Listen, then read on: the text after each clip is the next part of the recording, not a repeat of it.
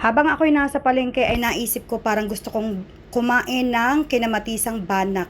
So ayan, bumili tayo ng 1 kilo kay kuya ng napakasariwang banak.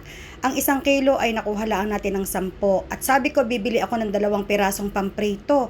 Itong dalawang isdang ito, masarap itong pamprito. So ito na, napakabilis natin nakauwi. Isang iglap. Ayan na, naglalagay na tayo ng kalamyas na tuyo, bawang sibuyas at saka kamatis.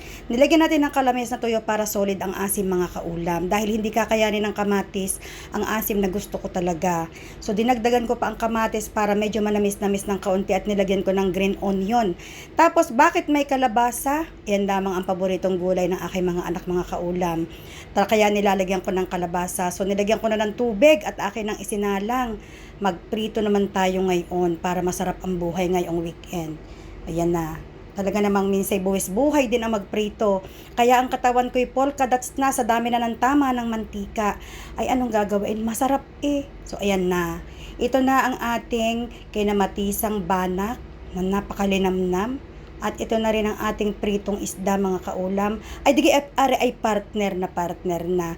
Iinitin lang natin ang bahaw para tayo ay makakain na mga kaulam. Ay siya, parinin na.